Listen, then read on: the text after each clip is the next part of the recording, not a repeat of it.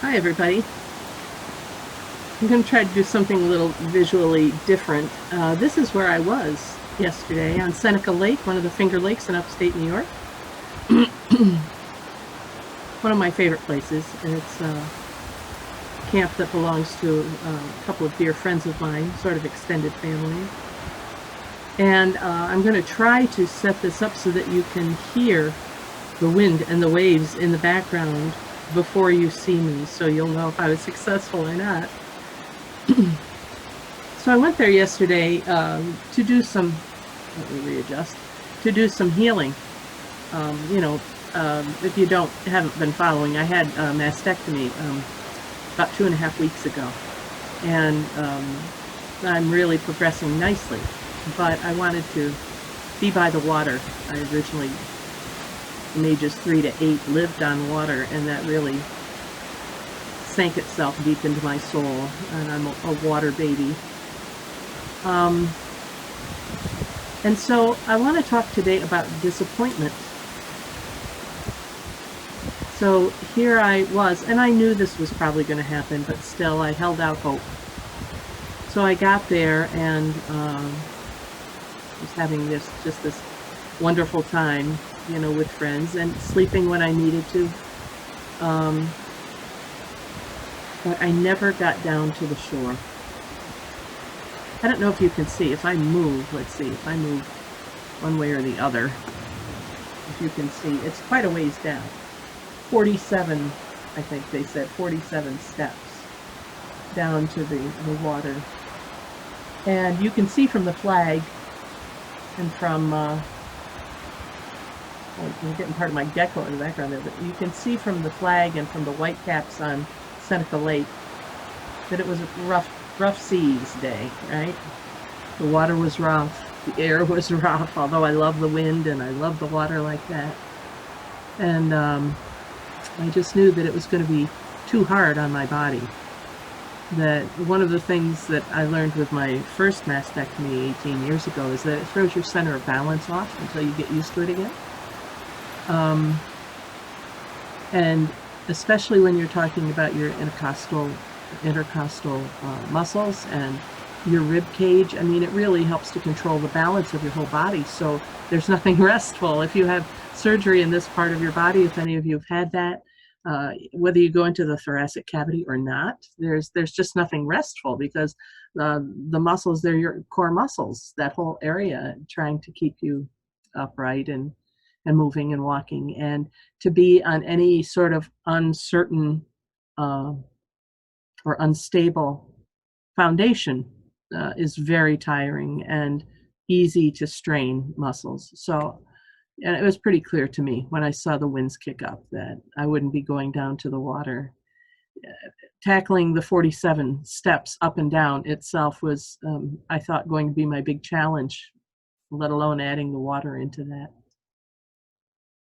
So when the time came that my friends were all going down yesterday to the shore and I was laying down for a nap, another nap, one of my friends, dear friend, stayed back with me for a little while. I asked her if she would, and I just laid there and cried over how hard this whole thing is sometimes. And even with a wonderful outcome, your body has to catch up with itself. And kind of looking back over my life and realizing it's my second mastectomy and how wonderfully it turned out in both cases. So there's a lot of gratitude mixed in with that. It's not all down, it's not all depressing, but it's hard and it's wearisome. And I'm tired of, yesterday I was feeling tired of being brave. Not that I consider myself very brave. I just, you do one foot after the other, just like all of us do to get through these times. But it's tiring and disappointing.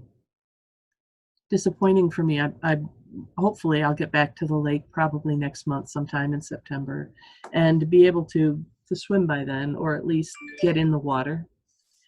And I wondered how you deal with disappointment. How do you deal with it? Um, I'm going to come back and say prayer helps, and it does. But sometimes you're almost so disappointed that you can't even pray, or all you can do is cry, and that's okay. God gives us these tears and these responses, that we have these emotional responses for a reason. It's to let the toxins out of our system, emotional, the chemical toxins that come with the emotions, because everything's related, right? Body, mind, emotion, it's all related. And so I think that tears are good and prayers are good. And sometimes the tears are our prayers. And sometimes we get angry, and anger is okay. Anger is great, uh, as long as it's not misplaced or forced on someone else in some sort of violent response. Anger can be really productive. It can fuel fight for against injustice. Anger is good for that. But disappointment accompanies often, I think, sadness. And sadness, well, there's the Psalms, certainly. They speak to all of our emotions. But it helps if you can have people around you who understand and accept your sadness or your disappointment, and people who will hold the space for you. Now, I use that term frequently. You've heard me use that before, I'm sure. Holding the space is where you provide your intentionality and your thought and prayer and sometimes physical presence to create an environment where someone else feels safe. And they don't have to be with you in person. And they don't even have to be alive. They can be people you've known who've already crossed over. Holding the space is what Jesus does for us, what the Holy Spirit does for us. So that if we're feeling disappointed, or if we're feeling all the joy too, and we're ecstatic and we can't really respond to what's going on, we can't take things in because we're just so focused on our own feelings. The Spirit holds the space for us. Jesus holds the space, and other people in our communities hold the space for us, whether they're with you in person like my friends were yesterday, or we connect through prayerful pause or worship services, or you call up phone a friend. Whatever it is, we hold the space for each other, and that's why it's important for us to pray for each other. And there's nothing wrong with making a list. We talk about prayer lists. It's okay to have a little 3x5 card or a business card with names on it, and here are the people I'm going to pray for today. And I knew a friend once who had that list and kept it in her car because she was in her car a lot. And at every stoplight, she'd pray for the next person on the list. By the end of the day, if there was anybody left, she'd pray for them then as she parked her car. And if there weren't any people left when she parked her car, she'd go back and just run through everybody one more time. Why not? If it's important to us, we need to find a way to do it that we are reminded to do it. So anyway, I'm curious. I'd be interested in knowing. So please do respond, maybe on the Facebook post, or even on the comments on the YouTube video. How do you handle disappointment? What do you do when you're disappointed? How do you get yourself out of it?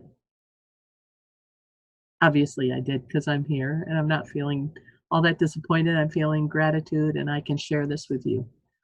It'd be interesting to know. I'm sure we can share it with each other, our little tricks of the trade, the believers' tricks of the trade. How do we get ourselves out of disappointment, sadness, that kind of thing? Maybe we don't. Maybe we just settle into it and accept it and live with it. But that's the thought for today. Thanks for joining me in this prayerful pause with the pastor. A time to think of things other than ourselves, really. And I'm Pastor Deb Swift with South Presbyterian Church. I hope you have a great day today. If you want to learn more about South Church or see more videos, you can either go to our website or to our YouTube channel, South Church Rochester, and both of those are listed on the end slide of this video. But for right now, God bless. Take care. Be safe. I'll see you soon. Bye for now.